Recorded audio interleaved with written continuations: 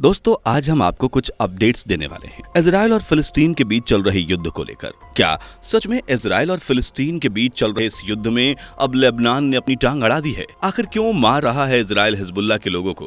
क्यों हिजबुल्ला संगठन को मारने पर तुला है इजराइल? आगे क्या होगा इस युद्ध का परिणाम? आइए जानते हैं सभी सवालों के जवाब आज की इस वीडियो में। लेकिन वीडियो शुरू करने से पहले एक छोटी सी रिक्वेस्ट है, अगर आपने अभी तक हमारी वीडियो को लाइक और चैनल को सब्सक्राइब नहीं किया है तो जल्दी से कर लीजिएगा। तो दोस्तों जैसा कि आप सभी जानते ही होंगे कि इजराइल और फिलिस्तीन के बीच काफी लंबे समय से लड़ाई चल रही है और दोनों ही देश इस युद्ध को खत्म करने के बारे में नहीं सोच रहे। एक तरफ जहां इजराइल सोच रहा है कि फिलिस्तीन हमारे आगे घुटने टेक दे, वहीं फिलिस्तीन सोच रहा है कि इजराइल हमारे सामने आकर झुक जाए और इसी बहस को लेकर दोनों अड़े हुए हैं, जिसके चलते ये युद्ध खत्म होने की बजाय और बढ़ता जा रहा है। और शायद आपको पता ही हो कि बीते कुछ समय पहले ही फिलिस्तीनी की तरफ से लेबनान के एक संगठन ने इजराइल को आंखें दिखाई थीं और ऐसा जताया था कि अगर इजराइल फिलिस्तीन के आगे नहीं झुकता है तो इजराइल के लिए अच्छा नहीं होगा। लेकिन दोस्तों आपको बता दें कि ऐसा कहना लेबनान के लिए काफी बड़ा खतरा बन चुका है।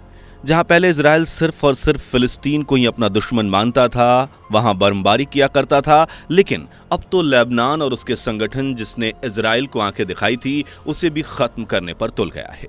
और करीब 2 दिन पहले इजराइल ने लेबनान पर हवाई हमला भी कर दिया है, जो अब रुकने का नाम नहीं ले रहा।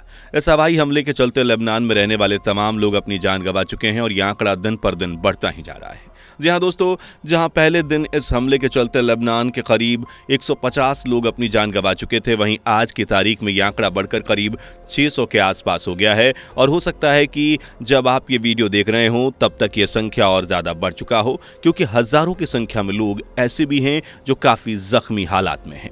और फिलहाल लेबनान के स्वास्थ्य मंत्रालय ने यह बताया है कि करीब 600 लोग अपनी जान गंवा चुके हैं। बता दें, इजराइल ने जो लेबनान में एयर स्ट्राइक यानी हवाई हमला किया है, यह काफी बड़ा है। ऐसा बताया जा रहा है कि पिछले 20 साल के इतिहास में ऐसा हवाई हमला किसी देश ने दूसरे देश के ऊपर नहीं किया है। खैर, अभी यह हमला रुका नहीं है, बल्कि अभी भी इजराइल लेबनान में हवाई हमले करवा रहा है।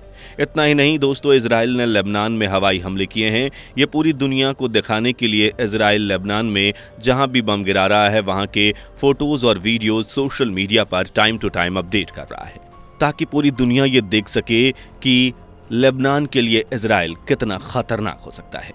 वैसे इजराइल फोटोज वीडियोस जरूर सोशल मीडिया पर अपडेट कर रहा है, लेकिन किसी को नहीं पता कि ये फोटोज और वीडियोस किस जगह के हैं।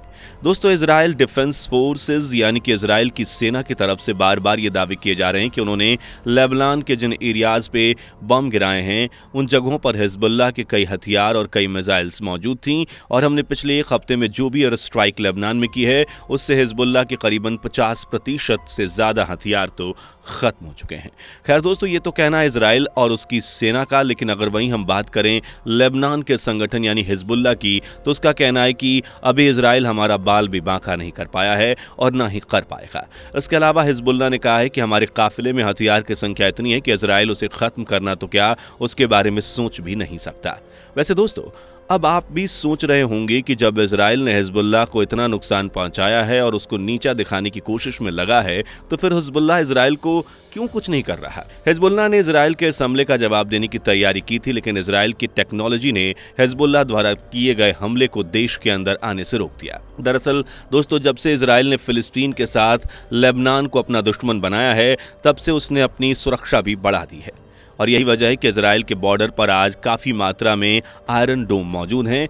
जिन्हें नहीं पता उन्हें हम बता दें कि आयरन डोम किसी भी और देश की मिसाइल को बॉर्डर के बाहरी हवा में नष्ट कर देता है, और यही हुआ हिजबुल्लाह की मिसाइल्स के साथ। जब उसने इजराइल पर अपनी मिसाइल से हमला किया तो इजराइल के आयरन डोम ने उन्हें देश के अंदर एंटर ही नहीं करने दिया।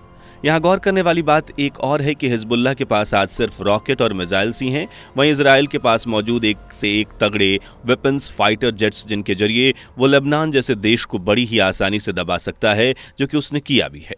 खैर दोस्तों, अब हम आपको इजराइल का एक और जो सच बताने वाले हैं, उसे सुनने के बाद आप ही अंदाजा लगाइए कि इजराइल की सेना की क्रूरता है या फिर लेबनान और हिजबुल्लाह को लेकर उनका गुस्सा। दरअसल दोस्तों, जब इजराइल की सेना द्वारा लेबनान में करीब 500 से ज्यादा लोगों को मार दिया गया, तो न सिर्फ इजरायली सेना काफी खुश हुई, बल्कि उन्होंने वहां एक जश्न भी मनाया। जी हां, जश्न, और जश्न में थी शराब, गाने और खुशी से झूमता उनका मन। अब आप ही बताइए, क्या ये इजरायली सेना ने सही किया या गलत?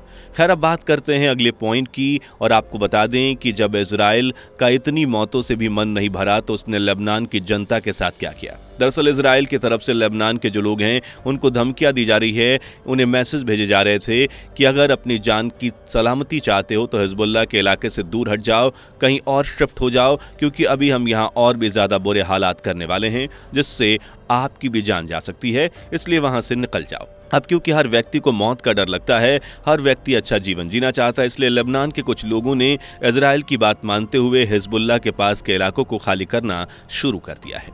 पर इस दौरान इजराइल की तरफ से उनके साथ जो किया गया उसे शायद ही कोई भूल पाए।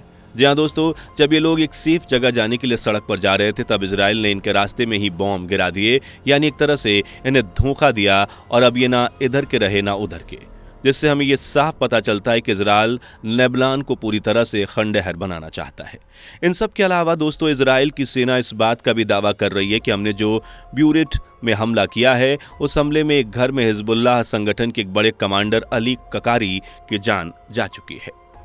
इजराइल का कहना है कि अली कराकी जिस घर में था उस घर के ऊपर इजराइल डिफेंस फोर्सेज ने कुल 4 मिसाइल्स दागी थीं और इस हमले के चलते उसकी मौत हो गई।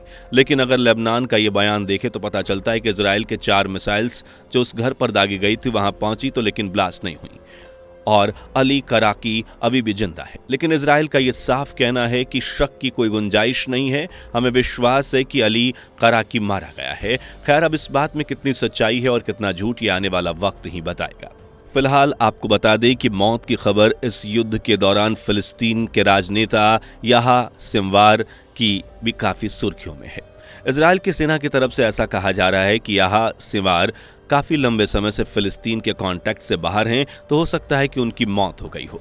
और इसे लेकर एक पत्रकार ने भी दोस्तों एक आर्टिकल लिखा है। उसने लिखा है कि कुछ समय पहले इजरायली सेना ने गाजा की एक जगह पर हमला किया था जिसमें करीबन 22 लोगों की मौत हुई और शायद हो सकता है कि उन 22 लोगों में याह्या सिंवार भी हों, लेकिन अभी इसकी कोई पुष्टि नहीं की गई है, इसलिए इसे कोई सच नहीं मान रहा। बाकी आप क्या मानते हैं, क्या याह्या सिंवार की मौत हो चुकी है या नहीं? और दोस्तों आपको क्या लगता है, क्या आने वाले समय में इजराइल रुकने वाला है या भी ये हमले दिन पर दिन और ज्यादा बढ़ते जाएंगे? आपकी जो भी राय है कमेंट सेक्शन में लिखकर जरूर बताएं।